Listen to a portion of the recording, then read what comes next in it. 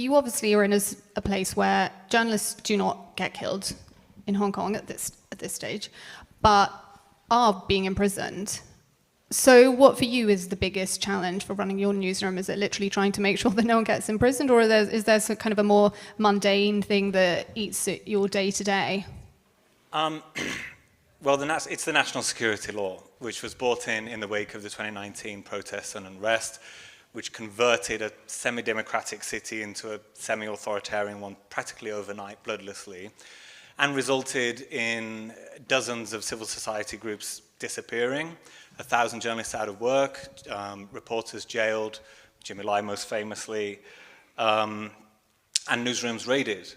And so much of my bandwidth now, we've been going for 11 years, 6 of those have been navigating the ever-changing red lines, working out what's sensitive, what we can and can't do, facing bureaucratic scrutiny, tax inspections and things like this, and also, you know, everyday harassment, things we thought we might be immune to being in English or me as a foreigner, we also get a taste of. And as much as I'm humbled to be next to you guys who are facing that physical risk, this was once a press freedom hub in Asia. So I think it's still, as it's faded from the headlines, important to kind of see what's happening there, because it gives clues as to what this kind of press freedom crackdown would look like. And I cringe when I see it, you know, in the US, in some Western countries. So, but yeah, we've decided to keep calm, carry on, weigh up our options, and remain in Hong Kong for now anyway. You've kind of naturally segued onto my next question. I was going to say that the national security law was this really pivotal moment in 2020, and obviously you saw people just, you know, boarding flights out of there as if they could economically do that. What would make you leave? I felt I've been rebuilding the plane while flying it the last few years. Or another analogy is Wile E. Coyote, you know, the Roadrunner cartoons, just laying out track, knowing that the train is coming at some point. And you set these red lines, you know, well, if a journalist's arrested, I'm out of here. Or if they raid so-and-so newsroom, then adios off to Heathrow, you know. But you find yourself, you know, moving them and you're all still here and you're all still coming to work. In some ways, you're newly motivated because all the wax lyrical about most independent media, this and that, well, we're the last one standing, we're the only English language independent outlet.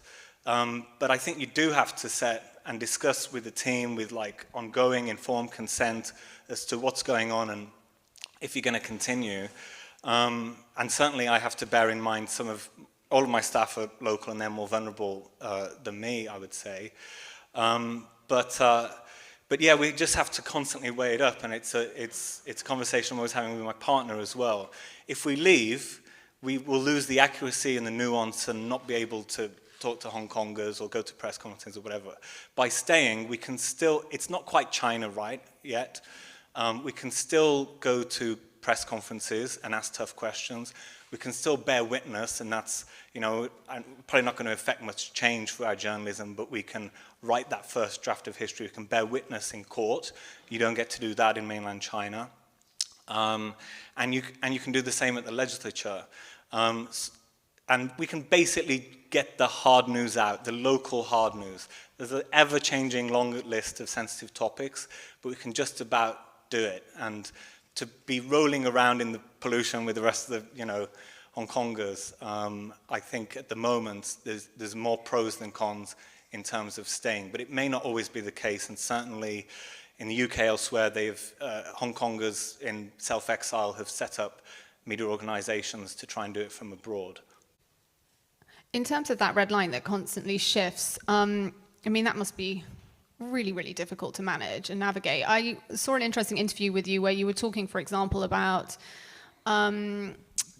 there was when laws get passed, you don't even know if you can necessarily report on those.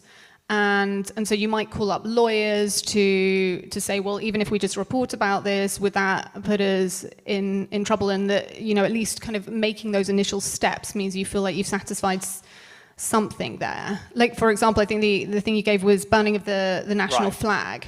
Any law that's passed, we can report on it. And to answer your last question, the bottom line is, can we get the hard news out? Yeah. When we can't do that, off we go.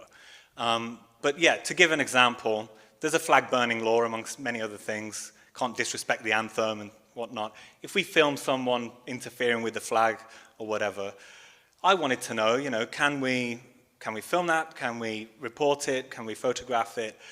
I will ask the judiciary, the police, lawyers, and the authorities will tell you no one is above the law, everyone must comply with the law is clear, etc. And lawyers will, this is why you have in-house lawyers, right? They will tell you don't do journalism, don't do it.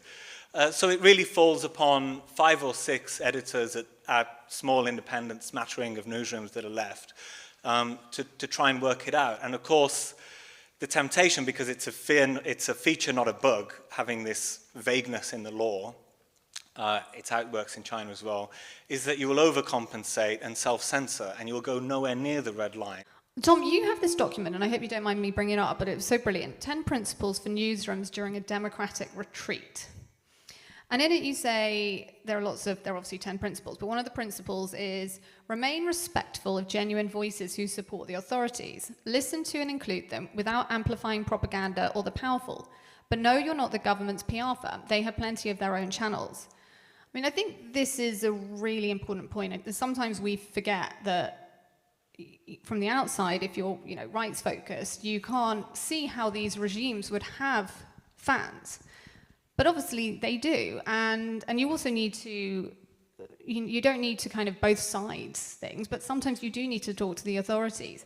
But, how do you make sure, though, that you do not become the government PR firm? Do you have a rule for that? How do you strike that balance?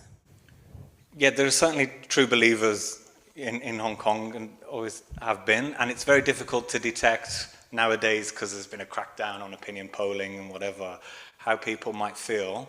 But certainly my news outlet is more conservative than me. If I ran a news, well, I do, but it would be a lot more liberal in many sense. I don't want people in echo chambers or wall gardens, as you can end up in on social media, but it is also quite politically studious of us to also ensure that we do try to interview folks from across the spectrum. But this is a bit more relevant, I think, in our earlier days, because what spectrum nowadays? You're not going to have really dissenting and opposing voices, certainly not really happy to speak to us, and then the government themselves and officials and those in favor of the authorities are also reluctant to speak to us because they have everything to lose, nothing to gain. They will stay in their safe spaces of the state media. The majority of the media landscape in Hong Kong, it's owned by people with business interests in the mainland, by the state itself, or by large Chinese conglomerates like Alibaba. So yeah, that access certainly has changed. But in every single piece that you see on our website, you will see, whether we mention the security law, Tiananmen, whatever, you're going to see the government's point of view, the reality, dissenters, critics, etc. We have to be careful. To give a straightforward list, by the way, Tiananmen, Taiwan, Tibet, Xinjiang, I think we know that we call it about 3 Ts. Calls for sanctions in Hong Kong, calls for independence, calls for protest votes, the actions of wanted dissidents. It goes on and on and on. But as we said over breakfast, it also encompasses softer things that were safe a few months ago, like green issues or the housing crisis even. So everything is sensitive nowadays.